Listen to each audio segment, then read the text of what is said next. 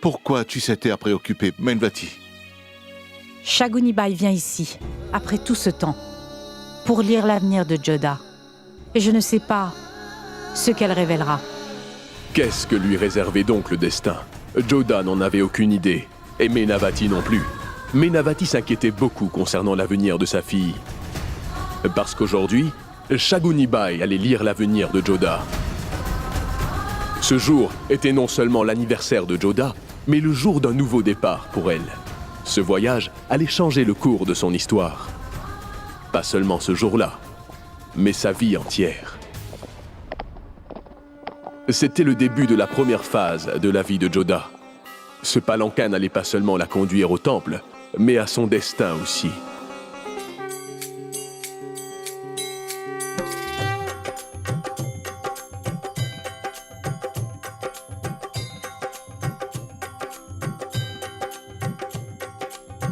En avant!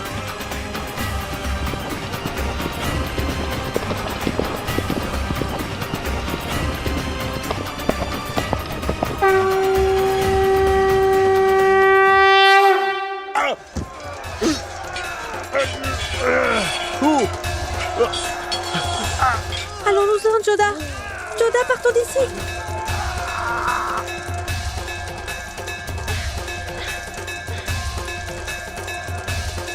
Qui sont-ils? Des soldats de l'armée moghole. Ils sont venus ici pour piller les bijoux de la déesse. Depuis leur arrivée, ils n'ont fait que piller le temple et voler les objets de valeur. Ne t'inquiète surtout pas pour moi et va les empêcher de piller le temple. Pardon, princesse. Je ne peux pas partir et vous laisser ici. Tu ne peux pas désobéir à mes ordres. Allez, vas-y. Avancez. Je ne vous laisserai pas prendre les bijoux de la déesse. Motibai! Alors on va te prendre avec les bijoux. Motibai! Toi, dépêche-toi, va sauver Motibai. Sinon, donne-moi ton épée et je vais le faire. Joda! Restez là. Moi, je vais aller la sauver. Motibai! Allez, lâchez-moi! Lâchez-moi! Joda! Lâchez-moi! À l'aide!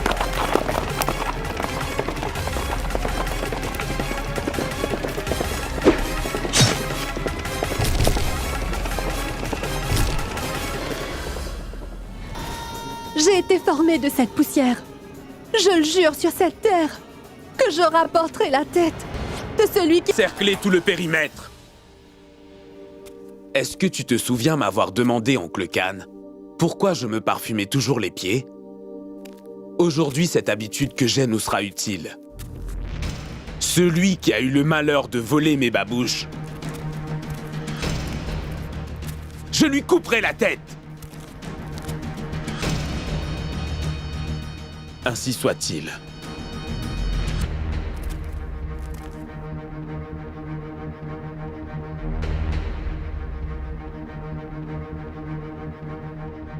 Altesse, je n'ai pas volé vos babouches, Altesse, non.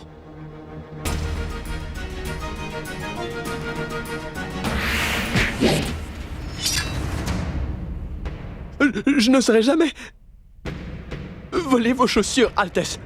Je n'ai pas volé vos babouches. Si c'est vrai, tu gardes les babouches. Si tu mens, ta langue est à moi.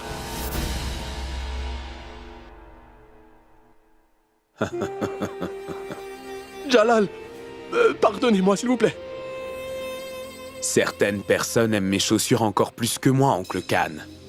Tu aimes mes babouches? Garde-les. Mais en échange pour ça, je te prends tes jambes. Pitié, votre Altesse. Je vous promets de ne plus jamais recommencer. Votre Altesse. Pitié, pardonnez-moi, votre Altesse. Ayez pitié de moi, votre Altesse. Regardez que personne n'ose jamais voler le moindre centime à Jalal. Ou ils devront le payer avec leur vie. Ah!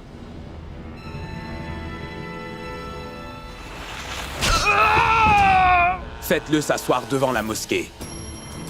Il veillera sur les chaussures des fidèles qui viennent prier. Tu peux les garder.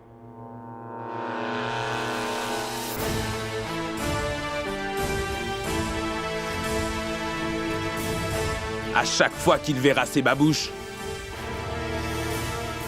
il se rappellera de ses jambes. Et il pensera à moi. Et lorsqu'il racontera son histoire aux gens, il parlera de la peur de Jalal. Faire sauter les jambes d'un pauvre homme était un jeu d'enfant pour Jalal. Aux yeux de Jodah, les larmes de Moti Bag étaient plus précieuses même que des perles.